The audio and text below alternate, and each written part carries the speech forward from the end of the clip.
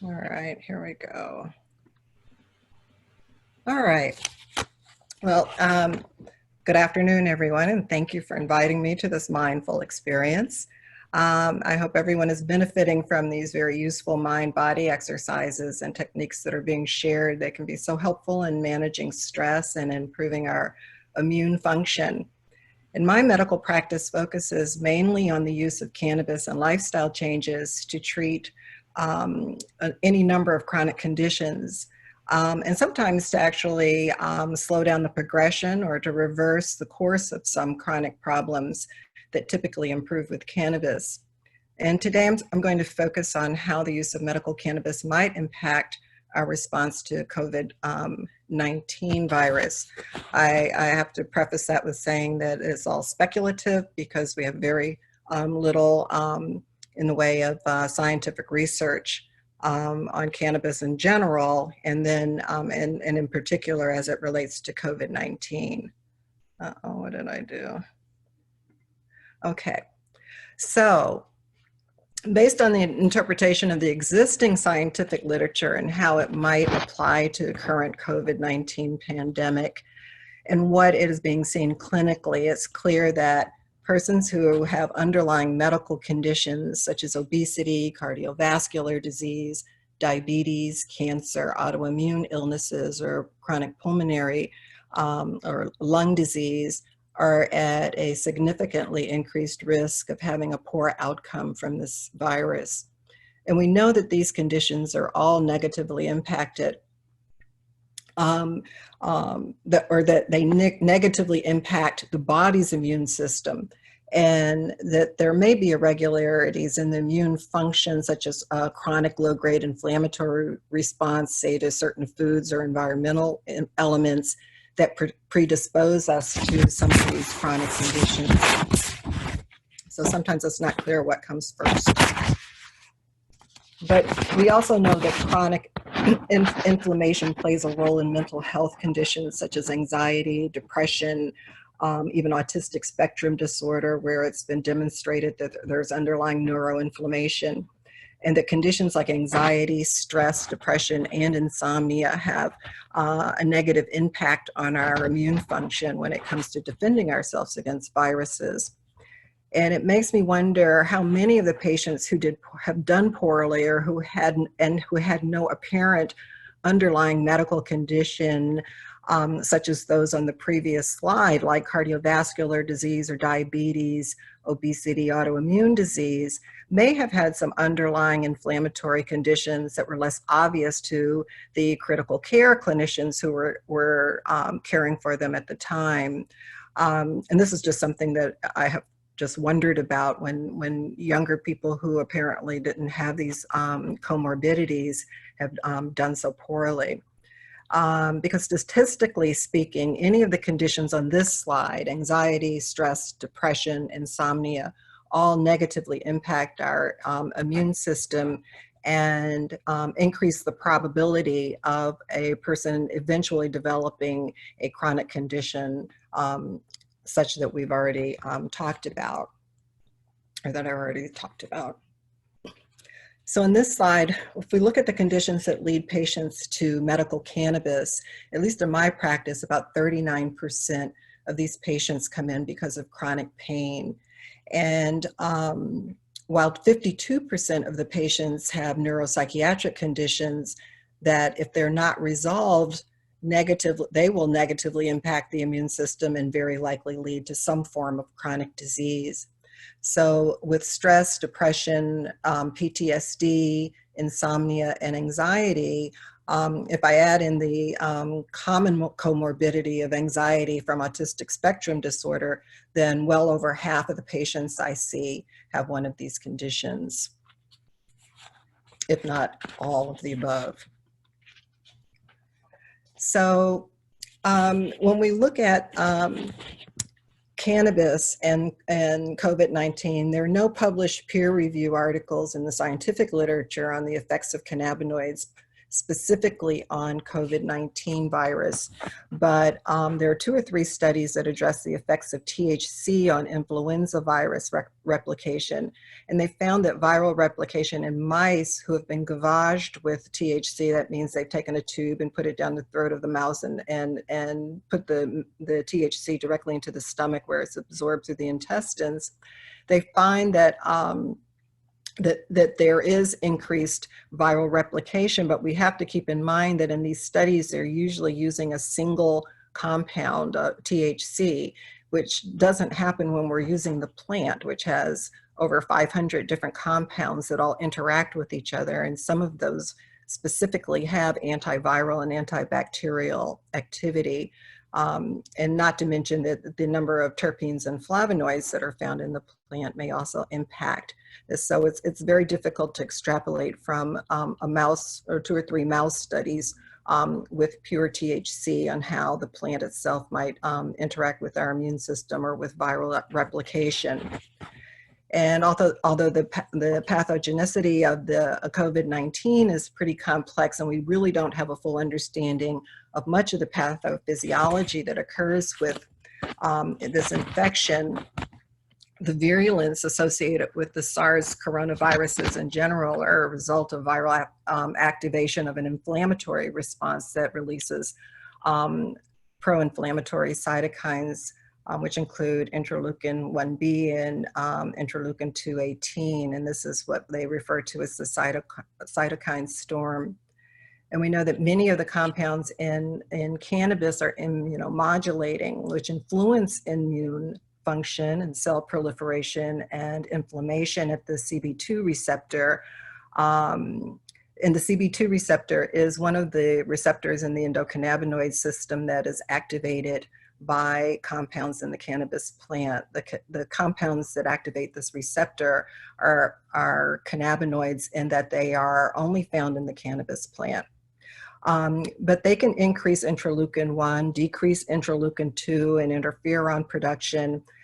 They suppress natural killer cell activity and also increase the release of pro-inflammatory cytokines, so that the overall effect of the endocannabinoid system is immunomodulation, because we have some inflammatory mediators that go up and others that go down. And this is key because you want an adequate intact immune response to protect you from microbes such as viruses, but you don't want an overly aggressive immune response that is going to cause damage, as what we see in autoimmune disease and in this cytokine storm from these coronaviruses. So at low to moderate doses, cannabis seems to be a very good anti-inflammatory medicine, while at higher doses, it does have an immunosuppressive effect, much like when we treat patients with high-dose steroids like prednisone. But the high-dose cannabinoids typically don't cause the adverse effects like irritability and insomnia that we commonly see with steroid therapy. And this immune suppression may one day prove to be beneficial when combating an overly aggressive immune response like cytokine storm that's associated with the SARS coronaviruses. But it's probably not a desirable thing to have when your body is trying to ward off a viral infection. So as for inhalation with viruses, with cannabis, both smoking and vaping damage the hair follicles in the lungs called cilia. And these cilia are extremely important in clearing the bronchial tree of mucus and viruses, bacteria, cellular debris. They're a very important part of our immune defense system. And so it's extremely important that these elements of the system be intact. And smoking and vaping can also increase the release of inflammatory mediators, which may offset somewhat, offset somewhat by the anti-inflammatory effects of cannabinoids like THC and CBD. But generally speaking, most people who use inhalation as their sole mode of administration eventually experience increased mucus production, although it may not be so much increased mucus production as increased accumulation of mucus in the bronchial tree due to these damage, due to the damage to the cilia. The chronic use of cannabis with either smoking or vaping can lead to a cough, and so it's the body's way of trying to clear these secretions. So when I'm looking at cannabis, as I said, interacts with a system in our body that is there to create balance. It's called the endocannabinoid system, and it is a neuromodulating system that interacts with almost every other receptor system in the body. So it modulates GABA and glutamate and serotonin and oxytocin and just about anything you can think of. The endocannabinoid system has a hand in it in trying to keep things in homeostasis or balance. And so with the prospect that high doses of cannabinoids, one, can downregulate the endocannabinoid system, because if the system sees too much of these cannabinoids from the cannabis plant, it will start to shut down receptors. But it's best to use the lowest dose possible to alleviate symptoms when you're using cannabis for chronic illnesses. One, when you keep the doses low, you're not going to run the risk, hopefully, of an immunosuppressive response. And by doing so, you can minimize the need to escalate the dose. So I advise patients to use the lowest effective dose possible to alleviate their symptoms. And with some autoimmune illnesses, I do use very high dose CBD, but during this pandemic, I'm refraining from doing that. I also advise patients to eliminate or decrease smoking and vaping as much as possible. I advise them to increase the use of the blood vessels in the mouth, which is oral mucosal absorption. With these types of cannabis products, like tinctures and gummies and whatnot, they can get the medicine directly into the bloodstream and then swallow some, which actually will extend the amount of time that that dose is active, thereby sparing the bronchial tree of the irritating effects from the smoke and vapor. Dr. Frye, it's Janet. We have a question. Mm-hmm. What do you think of taking turmeric CBD oil for pain if you are on blood pressure medication? I don't see any problem with that. Turmeric has an anti-inflammatory benefit.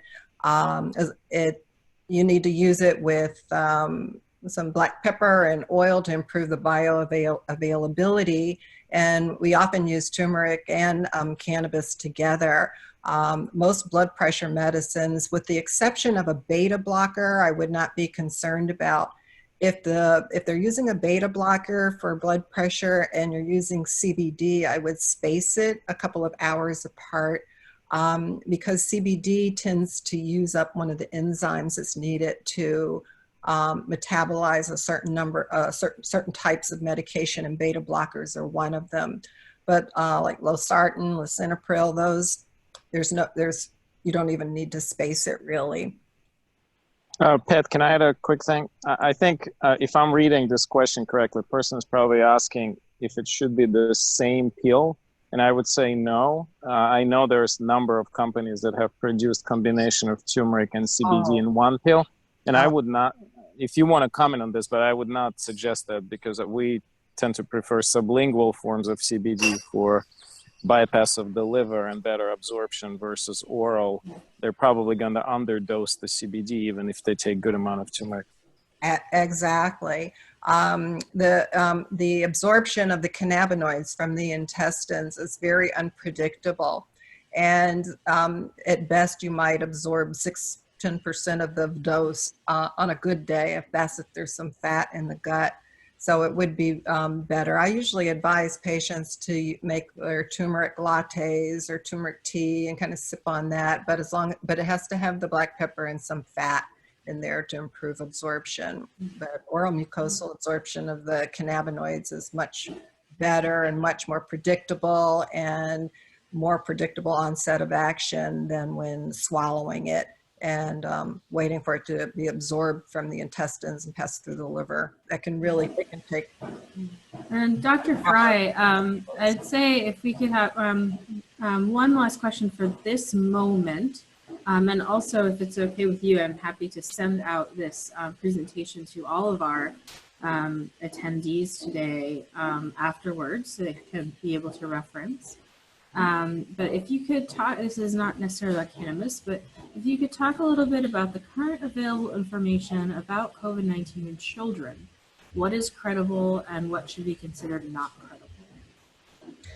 Well, that's a good question, and I don't know that I'm the person to answer that. Even though I'm boarded in pediatrics, I only take care of patients with pediatric patients with chronic illnesses, not acute illnesses. From what I understand is that there was some thought that, and there it is, that generally younger children tend not to be as severely affected by COVID-19 than adults. And at one time they thought that might have been melatonin related. And I was going to say a little bit about melatonin, because that is one thing that definitely tends to decline as we age. But now we're seeing a few cases, and again, it seems like a lot, because when one happens, it's a very big news event. But there are some children that have gotten what's called like a Kawasaki-like illness, which is kind of a post-infection hyperinflammatory response. And it is seen periodically after viruses in children. I think in my practice, which was over like, well, it was some time ago, you might see it 2 or 3 times, you know, when you're thinking about all the hundreds of thousands of children that you see. But I really don't know anything more than that. Maybe Dr. Colvin knows, but it is something that it's a phenomenon that can occur after any type of viral illness, really, but it's very rare. And the other the difference between Kawasaki and COVID-19 is with Kawasaki's, they almost always get better. But with this COVID-19, there have been, I think, at least 3 deaths of young children. Misha, do you know anything more about that? All I can add is personal experience from yesterday. My 10-year-old got bitten in the face by a neighbor's dog, so we had to go to get him sutured. And while he was getting sutured under general anesthesia from Versed, I got to talk to the tech who was suturing. It was a wonderful woman, and she gave him a lot of information. So the ER was completely empty at Children's, and they do have patients, but very few. Usual census is less than 10 patients with COVID from the whole area. So it's clearly very uncommon in kids. It does occur. They even had one child die from some unusual complications. But it's clearly not a pediatric illness of any magnitude so far. Now, will the virus mutate? I don't know. In terms of where to get the resources, I don't think there's enough data to sort of trust any resources at this point. Everything Pat and I are saying are just kind of current occasional cases that are reported, but where to look for specific data, that's I think, going to get clarified in the next months. Right now, I don't know if there's any trusted resource. I don't believe so. I think this is going to be something that we're going to learn more about towards the end of the summer, and perhaps as they study the cases that they've had, or if they see more. Interestingly, one thought that I did have, and why children don't get as sick, is because they don't have as sophisticated an immune system. Their immune system just hasn't seen as much as adult immune systems have, and so there may be a less likelihood for it to have this hyperacute, overly aggressive response. And also because they do, the pineal gland in children does secrete more melatonin than in adults and in older people. And melatonin is known to have antiviral activity by reducing inflammasome signaling and some of the interleukin B and interleukin 18 expressions. So generally speaking, younger children are not, I don't believe, are going to have as strong an immune response. And that's why we're just not seeing it in pediatrics. And we just don't know enough about this Kawasaki-like illness. Well, thank you, Pat, and thanks everybody for great questions. And please do keep putting questions in the chat box. We'll address them after Mara. And Mara, if you don't mind, go ahead. Welcome. Okay, well, thank you so much, Dr. Frye. I really appreciate your shout out for mind body techniques like yoga, qigong, and meditation, which we're about to do. So thank you for doing that. And I also really appreciate the opportunity to be with everyone once again. So thank you as well for this invite. I want us just to take a deep breath in, just as we are starting to go into this meditation. And before you gently close your eyes, if you could just take a moment just to make sure you're on mute, that would be wonderful, so that we can kind of make sure that any background noise is at its minimum. But as we take that deep breath, we have to think about COVID as we've been discussing. And it's just amazing at this point that if you think about it, it's not just here in DC or just here in the United States. This is really, I think, one of the first times ever that every single person around the world is being impacted by this pandemic in one way or another, in different intensities. But this is pretty amazing to consider. And as the spiritual director for the GW Center for Integrative Medicine, it is something to give us pause about what all is transpiring in the world that we're about to enter into and the newness of it. Now, one of the things that you may notice is something resonating within you about how a universal truth of all is one may be resonating more than it ever has been before. Because it is accurate that now, more than ever, and from a global perspective, all of us are now so connected. I mean, the intranet is a nice metaphorical example of that. We're simply all connected. And we're connected to the plants and the animals and everything else in the earth. As we do today's meditation, though, it brings in the discussion then that if everything is connected, that includes from a body, mind, emotions, and spirit perspective, but it also means us collectively, then it begs the question that that collective consciousness is probably readily available to all of us. And so as we do this meditation, we'll be exploring something, because for the clients that I've been working with, they all knew or sensed something around the holidays. They had a longing of some sort that was starting to percolate within them. So at the end of the meditation, I want to just let you know that we're going to explore to some extent what that may be for you personally and some of the considerations with that. Let me say this, as we do this meditation, and as always, if something comes up for you and you need someone to speak to, feel free to reach out to me. I know that Janet and Elizabeth will be sending my contact information out. But otherwise, I think you'll find this meditation mostly to be very relaxing. So as we do this now, take a moment just to find a place for you to be comfortably either lying down or sitting. Please make sure you're comfortable. So if your feet are cold, go ahead and put socks on them. If you're not exactly in the most comfortable position, please get very comfortable, because the meditation works best when you are fully relaxed. And then I'd also give this other little warning, which is if you're at the spot that you usually are working, it might be best for you to move away from that spot. I find that my clients get stuck in their mind, and the meditation is best when you're somewhere that you're really comfortable and relaxed. Okay, so we're going to begin. So the first thing we want to do is just bring our awareness to our breath. So just paying attention to how you inhale and exhale.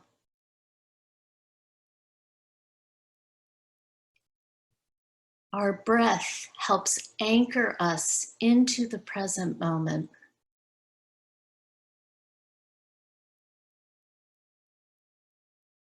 And as you breathe in and out, just take a moment to sense or notice where your awareness is brought. For instance, do you notice your breath as your belly rises and falls? Is it in the chest? Or maybe your awareness is when you breathe in through your nose and then back out again. Just becoming aware of that.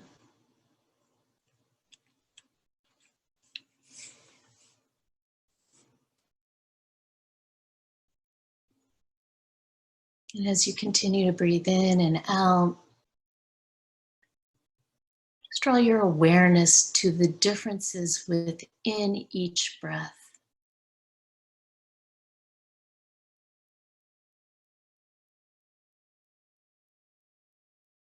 Each breath is very unique.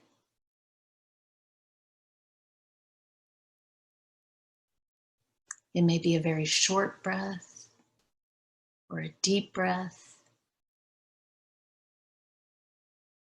Simply noticing.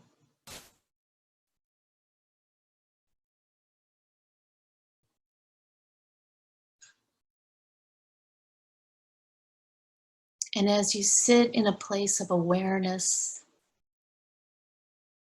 take a moment to become aware of the sounds and the noises around you.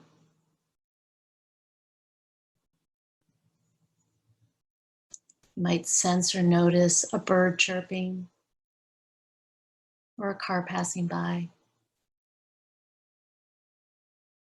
Rather than identify it, just take a moment to be aware of all of the noises around you.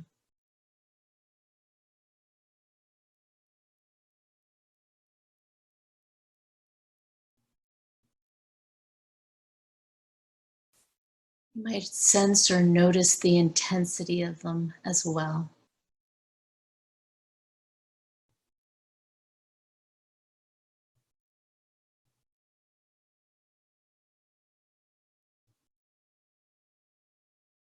Wonderful. Now in your imagination, I want you to see yourself as a large boulder. And you as the large boulder are at the bottom of the ocean. You're secure and stable, being within the sand and connected to the earth well below at the bottom of the ocean.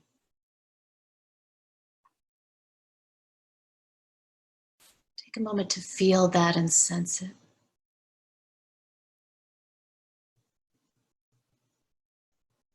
As you do, you may notice or sense a gentle, rhythmic movement of the water around you.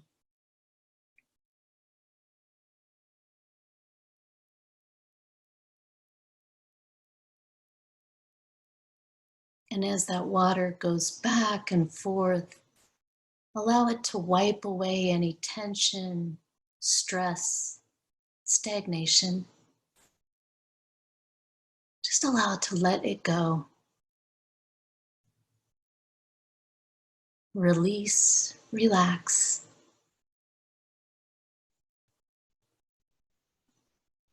Letting it go.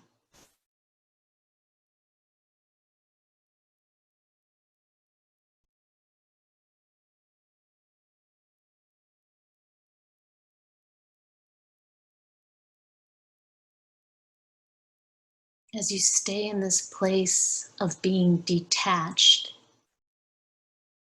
take a moment to look around and see if there's any light coming up from above and coming down towards you, or are you in complete darkness?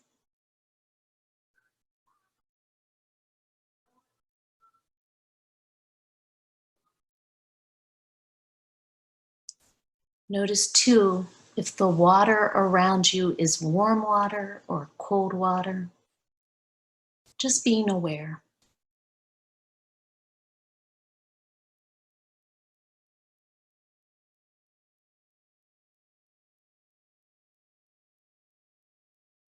And if there's light, you might notice plants down at the bottom of the ocean with you.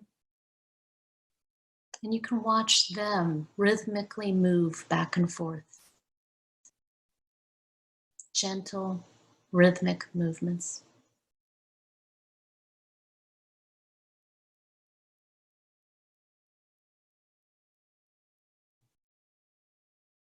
Feeling and sensing that feeling of floating and letting go.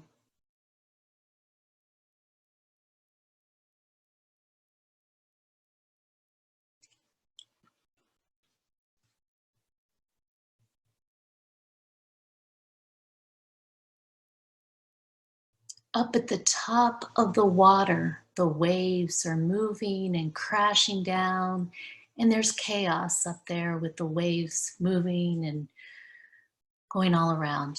But you are safely down at the bottom, unaffected, calm, peaceful.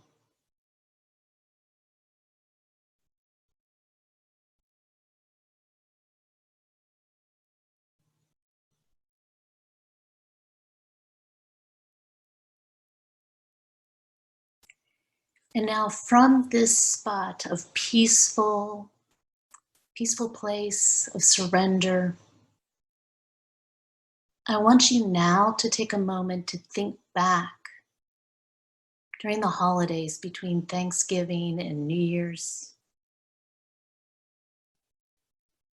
Most likely you had a longing of some sort. Take a moment to see if you can identify that.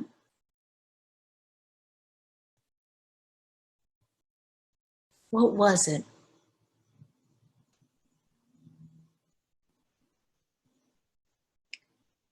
Was it a feeling that you wanted life to slow down? Was it that you wanted something to change in your life? Or maybe it was something about letting go of something else that you had in your life.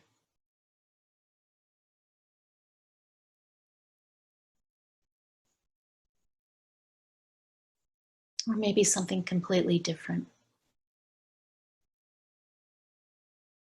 What was that longing?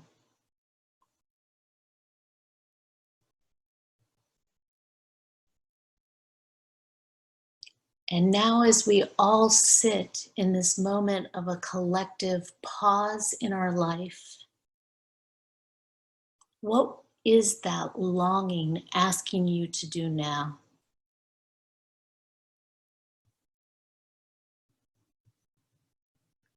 What is it asking you to consider?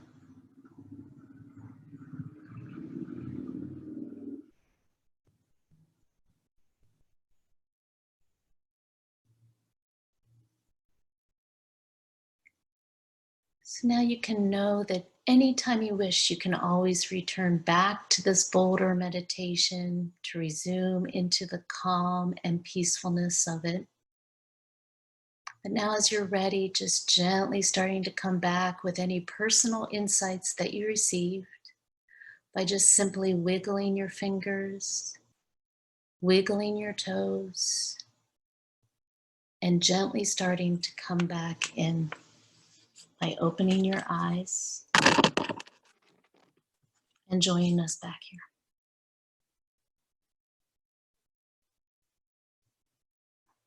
You might want to take a moment to journal anything that you received during that meditation.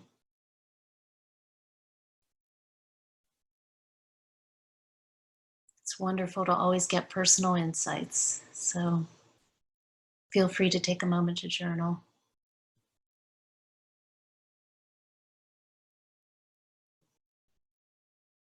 And again, I thank you for this opportunity to do a meditation with you.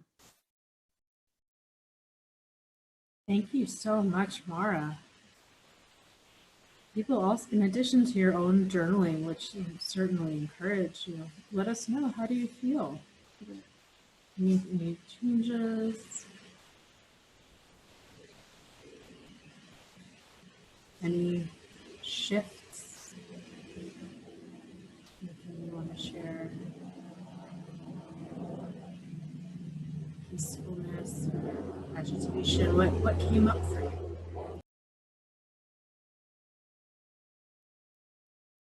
Elizabeth, we're having trouble hearing you. Okay, is this better? Yeah. So what came up for you? People are open to sharing. What resonated? What was, or didn't? What's coming up for you in this moment? If it's peacefulness or connecting with the water.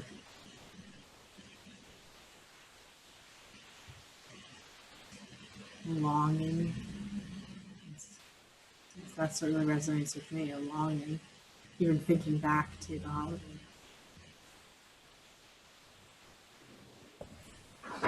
I'd like to share.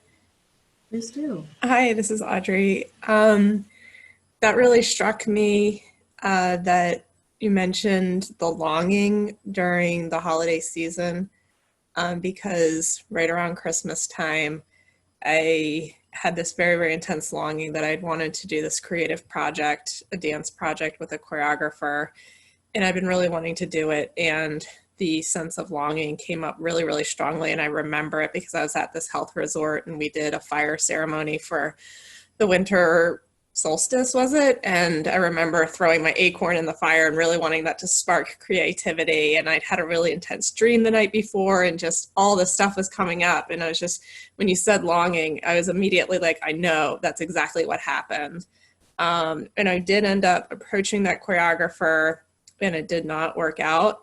And it was a big disappointment. And I haven't known what to do with that since, but it's just really just helpful to know in that it's connected to this time in my life. And I don't have any answers that I got from that meditation, but that definitely brought me to tears. So there definitely is something there and I appreciate the experience. So thank you, Audrey. I would encourage anyone, so if you did not receive any action steps, which is a possibility, just becoming aware by you doing this meditation, there are going to be things that come into your awareness. And so stay tuned for that. It may pop up in dreams. It may pop up in other ways. But collectively, we are all going through a time of having that longing and now being asked to start to percolate on what to do next with it. So hold on to that. So thank you, Audrey, very much for sharing. Great, thank you.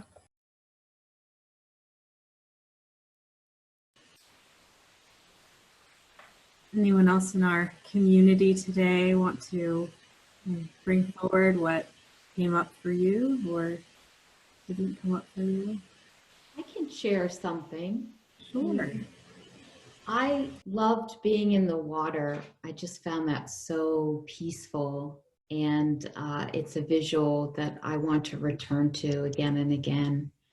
I also found that, like others have been saying about the longing piece, connecting it to the now and what I'm longing for now got me into more of an action step. So in touch with something I wasn't even aware of I was longing for. And it was heartening to know that now that I'm fully aware of it, I can do something about it. So that was lovely. Thank you, Mara. Thank you, Nina.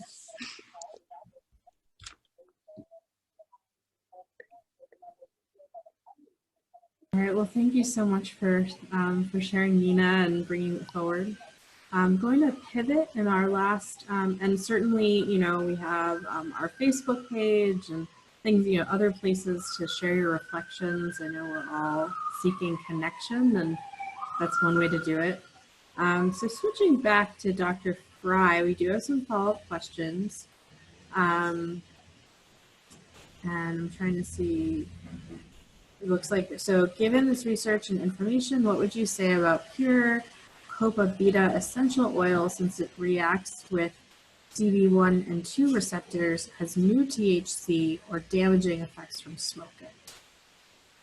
Well, I actually know more about cannabis, that the CBD and THC, when they're together, work better. And you really get a lot more from the cannabis plant in that you have all of these other compounds, terpenes, flavonoids, and compounds that we don't really even know about. So I don't have any clinical experience with, what was the oil you mentioned? Copaiba. Copaiba. COPAIBA. Yeah, I have no clinical experience with it. And I'm not much on single ingredient cannabinoids. So there's a lot more to cannabis than just CBD and THC. Those are the ones we focus on because we know a little bit more about them. But the plant as a whole plant actually is much more effective than any single cannabinoid by itself. So I don't really look to tease out CBD from THC. I always like for some THC to be in the product. And at low doses, again, it would be immunomodulating. When I use high dose CBD for autoimmune disease, I'm in the hundreds of milligrams, and that's typically not used for treating anxiety and inflammatory pain. I think I can add just a couple of words. You know, there are hundreds, if not thousands, compounds that affect CB1 and CB2 receptors. It means completely nothing, in my opinion, because you have no idea in terms of whole body effect. That's what that generates. And so looking at some of this oils, or there's a lot of natural substances that affect CB1. I think just exactly what Pat said, there's no point anticipating strong clinical effects because we know how complex the system is, you know, and so I have no experience. I've never even heard of this oil. So, if I could interject, this is Lee Frame from GW. So many things activate the CBD1 receptor, just like you're saying. That includes fish oil. So I'm not sure that we could really compare fish oil to CBD oil or cannabis. And I think that's kind of the conversation we're trying to have here.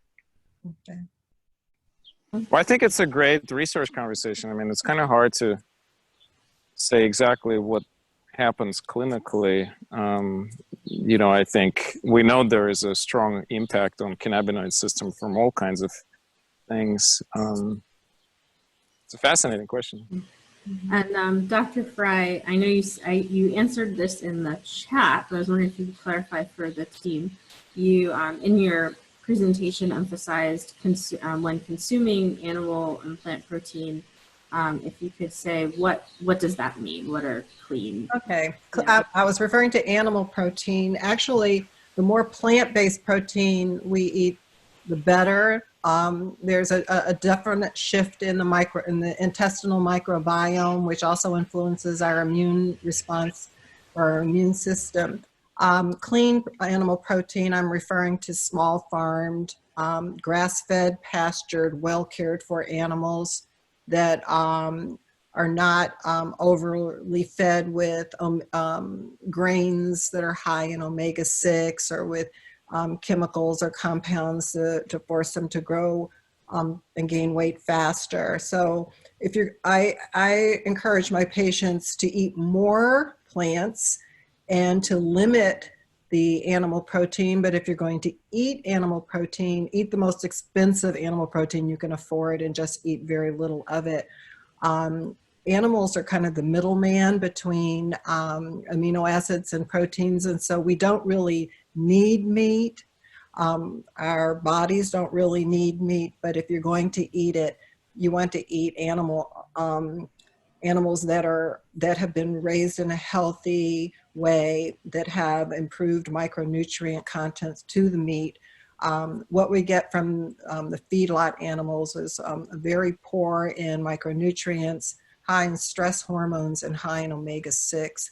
All of these things will downregulate the endocannabinoid system so that it can't do its job to keep us in homeostasis or balance.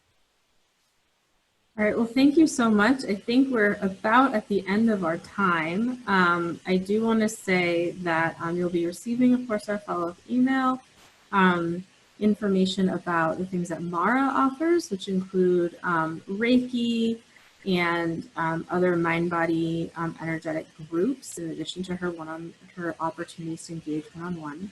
And I also wanted to do a sneak peek that the Center for Integrative Medicine and myself will be offering, Dr. Hugo and myself and Amy, Dr. Kossoff, will be offering some mind-body wellness groups in a smaller setting to build on these skills that we've been introduced to here and for a kind of enriching experience there. And also providing what we anticipate, and that would be about 6 weeks with the same 10 to 12 people every week. And then we'll also be providing a community space for extended mindfulness practice and community share on more of a drop-in basis. So that's just a quick preview of some of the things that we have going on, and more we'll certainly share. And now with that, I hand it over to our true runner of the show here, Janet, if you want to say a few words to close us out. And thank you for everyone for being here, and many, many thanks to Janet for organizing this opportunity. You're welcome. Thank you for coming, everyone. Thank you for opening your hearts and your minds. And wherever you are, hopefully the sun is shining like it is here in DC right now. And I'm gonna go out in the backyard and just sit out there and get some sun. Be blessed, be well. Have a good weekend.